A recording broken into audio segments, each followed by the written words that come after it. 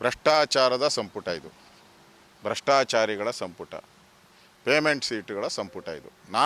ನಾನು ಹೇಳಿದ್ದೀನಿ ಇದನ್ನು, ಪೇಮೆಂಟ್ ಸೀಟ್ಗಳ ಸಂಪುಟ. ಈಗ ನಿನ್ನೆ ಮಾಜಿ ಅಬ್ಕಾರಿ ಮಂತ್ರಿಗಳು ಓಪನ್ನಾಗಿ ವಿಡಿಯೋ ಎಲ್ಲ ಬಂದಿದೆ, ಎಲ್ಲ ಕಡೆ ವಿಡಿಯೋ ವೈರಲ್ ಆಗಿದೆ, ಎಲ್ಲ ಅವರೇ ಹೇಳಿದ್ದಾರೆ. ಕೇಂದ್ರ ಕಾಂಗ್ರೆಸ್ ನಾಯಕರಿಗೆ ದುಡ್ಡು ಕೊಟ್ಟವ್ರು ಯಾರ್ಯಾರು ದುಡ್ಡು ಕೊಟ್ಟಿದ್ದಾರೋ ಅವ್ರು ಮಂತ್ರಿ ಆಗಿದ್ದಾರೆ, ನಾವು ದುಡ್ಡು ಕೊಟ್ಟಿಲ್ಲ, ನಾವು ಮಂತ್ರಿ ಆಗಿಲ್ಲ, ಓಪನ್ನಾಗಿ ಹೇಳಿದ್ದಾರೆ.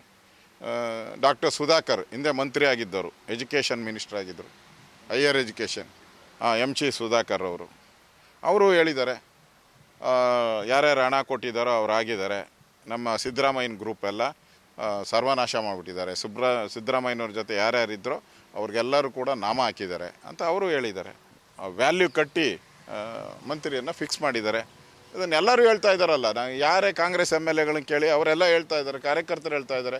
ನಿನ್ನೆ ಕಾಂಗ್ರೆಸ್ ಆಫೀಸ್ ಮುಂದೆ ದೊಡ್ಡ ಪ್ರತಿಭಟನೆ ನಡೆದೋಗಿದೆ. ಅದರಿಂದ ಇಲ್ಲಿ ಮುಚ್ಚುಮರೆ ಪ್ರಶ್ನೆನೇ ಇಲ್ಲ. ಇದು ದುಡ್ಡು ಕೊಟ್ಟು ಮಂತ್ರಿಗಳಾಗಿರೋವಂಥದ್ದು ಜಗಜ್ಜಾಹಿರಾತ. ಇದರಲ್ಲಿ ಇಡೀ ಕಾಂಗ್ರೆಸ್ ನಿಷ್ಠಾವಂತ ಕಾರ್ಯಕರ್ತರು ಯಾರಿದ್ರು ಅವರೆಲ್ಲರೂ ಕೂಡ ಬೀದಿಗಿಳಿದು ಹೋರಾಟ ಮಾಡ್ತಾ ಇರೋದೇ ಸಾಕ್ಷಿ. ಮಾನ್ಯ ಮುಖ್ಯಮಂತ್ರಿಗಳು ವರಿಷ್ಠರು ಈ ವಿಷಯದ ಬಗ್ಗೆ ತೀರ್ಮಾನ ಮಾಡ್ತಾರೆ.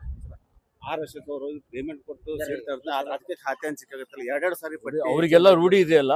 ಮಾನ್ಯ ಅಶೋಕ್ ಅವರಿಗೆ ಇವತ್ತು ಹೈಕಮಾಂಡ್ದವರಿಗೆ ಕಪ್ಪ ಕೊಟ್ಟು ಅವ್ರ ಅಧಿಕಾರಕ್ಕೆ ಬಂದಂಥದ್ದು ಅವರಿಗೆ ರೂಢಿಯಾಗಿದೆ.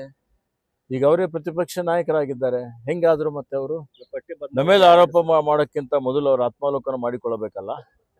ಆ ರೀತಿ ಆಲೋಚನೆ ಮಾಡಿ ಅವ್ರದೇ ಪಕ್ಷ ನಾಯಕರಾದಂಥ ಯತ್ನಾಳ್ ಅವರು ಹೇಳಿದ್ರಿಂದ BJPಯಲ್ಲಿ ಮುಖ್ಯಮಂತ್ರಿ ಆಗಬೇಕು ಅಂದರೆ 2,500 ಕೋಟಿ ಕಪ್ಪ ಕೊಡಬೇಕಾಗತ್ತೆ ಅಂತ ಅದಕ್ಕೆ ಉತ್ತರ ಕೊಡಲಿ.